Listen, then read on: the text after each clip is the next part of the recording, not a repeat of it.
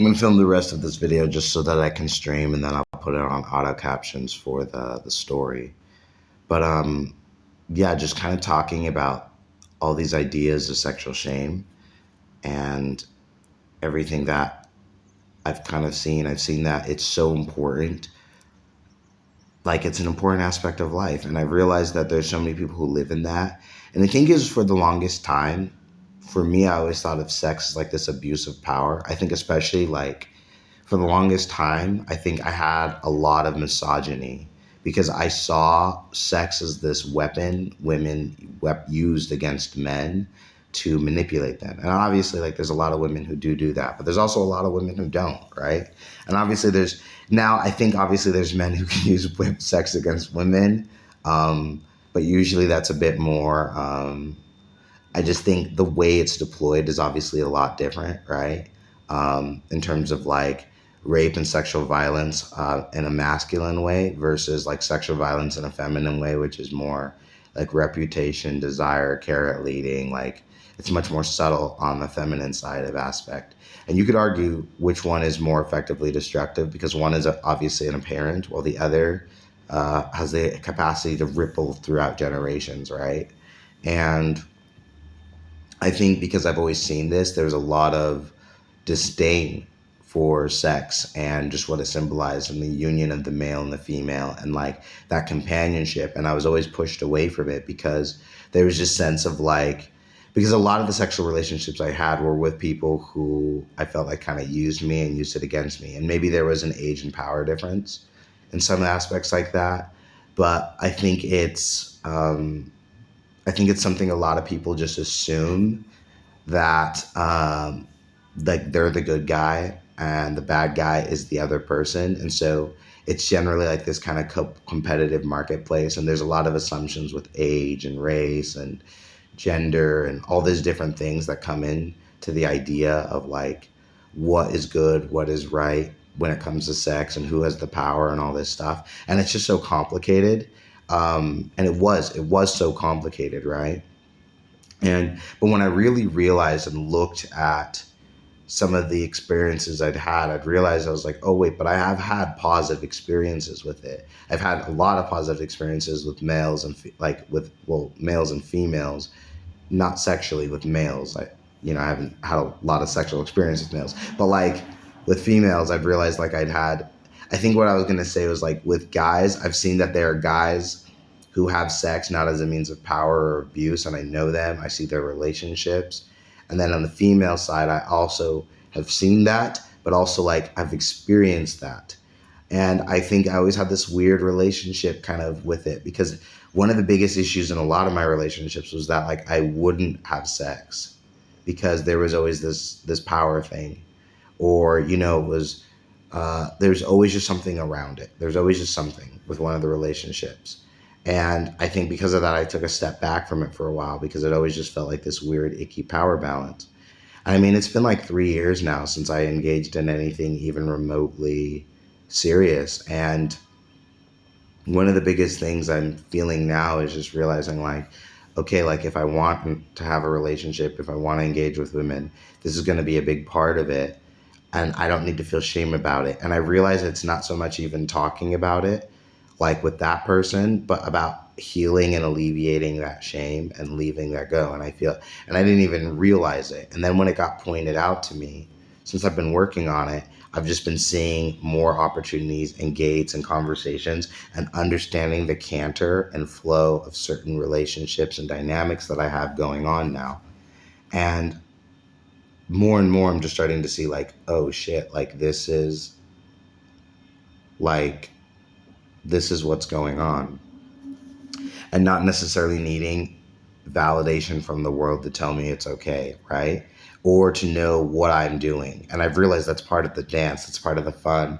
And I realize people who don't experience that sexual shame or find ways to express it appropriately, they're able to enjoy that dance. And I've realized I haven't even enjoyed the dance because I didn't even know I was dancing. I didn't know I was playing. And I realized like I don't necessarily need to alchemize or work through that with everybody else.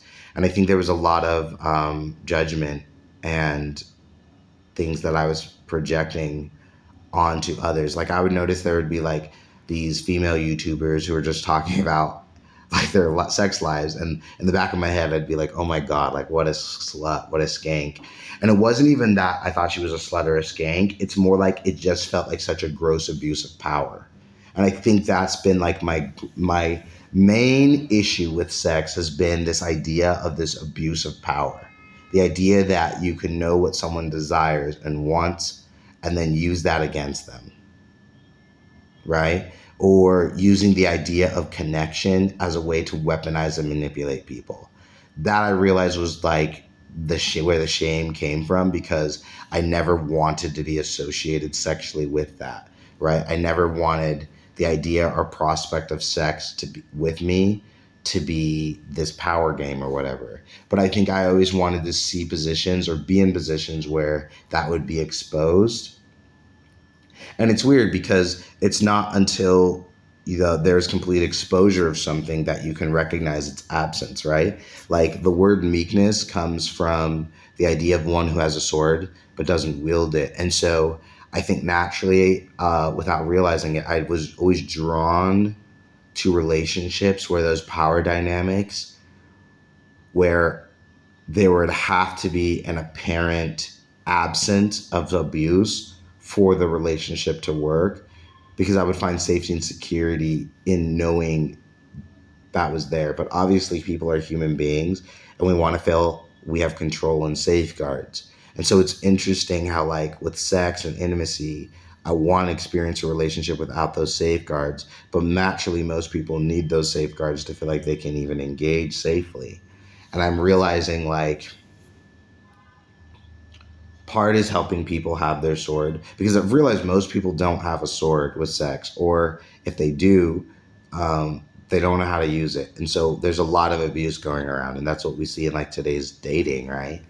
And so just coming to understand, it was just saying that, okay, like I don't necessarily need to feel shame about wanting this, and I'm releasing that. And it's funny because when I let go of that shame, there's a lot of creative shame, a lot of things with my business, a lot of things just started taking off and having clarity. And I just felt this heart opening recently when I just realized, like, oh, I can step away from shame and not deny the fact that, yeah, like I want to have sex, I want to have sexual experiences, I want to have positive sexual experiences, not where there's a gross abuse of power or where I'm just gratifying myself, but like where I'm sharing something mutually and connecting and having communion with another person. Like that's the type of sex I want.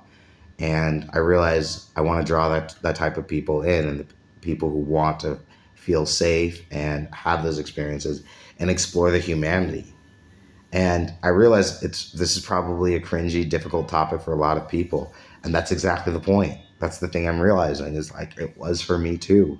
And so saying it out loud and kind of putting it here is a big step for me, because that was just always something that I I just couldn't necessarily go or talk about. And I think I actually want to start doing a video series, kind of just talking about all the little experiences I've had. I always wanted to do a series called Beautiful Girls, because there's all these like amazing girls I've met throughout my life.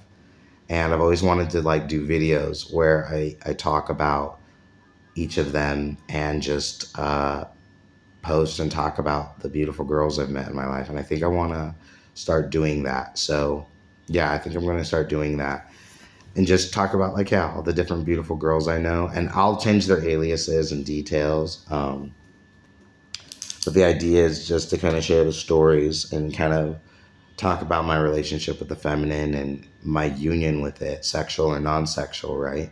But just this idea of communion and appreciation of the feminine energy in my life and the females who have made it possible. And I feel very liberated right now. Definitely more vulnerable for sure. And I don't know if putting this on my Instagram is the smart thing, because I obviously don't necessarily, I want to protect and preserve this, but I do feel like I have to progress it as well. And I just feel like this is a space to share it. So I am. We'll see what happens. If, half of y'all try to attack me, then I know who to unfollow and we'll just go from there. Anyway, uh, yeah, I'd love to share this, and I'm glad y'all listen. Peace and take care.